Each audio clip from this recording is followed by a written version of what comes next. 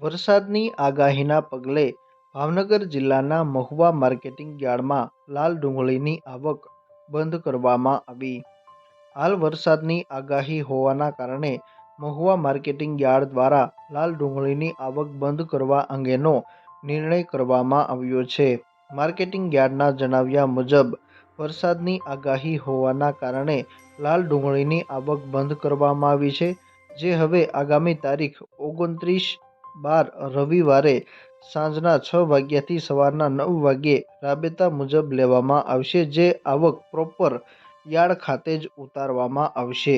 વધુમાં જણાવવામાં આવ્યું કે જાહેરાત મોડી કરવામાં આવી છે, આમ છતાં વાહન આવી જાય તો પોતાની અંગત જવાબદારીએ ઉતારવાના રહેશે, જે દેવળિયા ખાતે ઉતરશે તે અંગે ખેડૂતો તેમજ કમિશન એજન્ટોને અવગત કરવા માટે જણાવવામાં આવ્યું છે.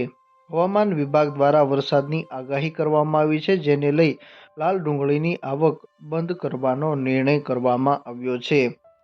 મહુવા માર્કેટિંગ યાર્ડમાં છેલ્લા 3 દિવસની વાત કરીએ તો છેલ્લા 3 દિવસ દરમિયાન લાલ ડુંગળીના 1,68,787 કટ્ટાનું વેચાણ કરવામાં આવ્યું છે. આ સાથે જ છેલ્લે થયેલ હરાજીમાં લાલ ડુંગળીના ભાવ પ્રતિ મણે 155 રૂપિયાથી લઈને 556 રૂપિયા સુધી રહ્યા હતા. તેમજ છેલ્લે થયેલ હરાજીમાં 43,787 કટ્ટા લાલ ડુંગળીનું વેચાણ કરવામાં આવ્યું હતું. આ સાથે જ સફેદ ડુંગળીના ભાવ પ્રતિ મણે 214 રૂપિયાથી લઈને 501 રૂપિયા સુધી રહ્યા હતા. 12,473 કટ્ટા સફેદ ડુંગળીનું વેચાણ કરવામાં આવ્યું હતું.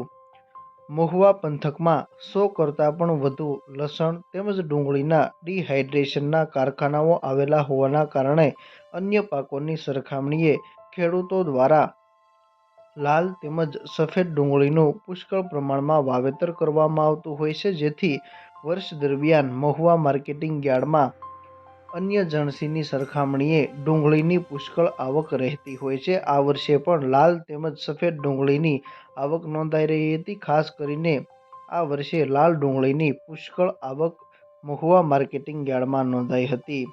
ભાવનગર જિલ્લા સહિત સમગ્ર સૌરાષ્ટ્રમાંથી મોટા ભાગના ખેડૂતો ડુંગળીનું વેચાણ કરવા મહુવા માર્કેટિંગ યાર્ડમાં આવતા હોય છે. મહુવા માર્કેટિંગ યાર્ડમાં છેલ્લા ઘણા સમયથી લાલ ડુંગળીની પુષ્કળ આવક નોંધાઈ હતી, પરંતુ છેલ્લા 5 થી 6 દિવસ દરમિયાન લાલ ડુંગળીના ભાવમાં ઘટાડો થઈ રહ્યો છે, જેથી લાલ ડુંગળીની આવક પણ દિવસે ને દિવસે હવે ઘટી રહી છે. ત્યારે વરસાદની આગાહીના પગલે મહુવા માર્કેટિંગ યાર્ડ દ્વારા લાલ ડુંગળીની આવક બંધ કરવામાં આવી.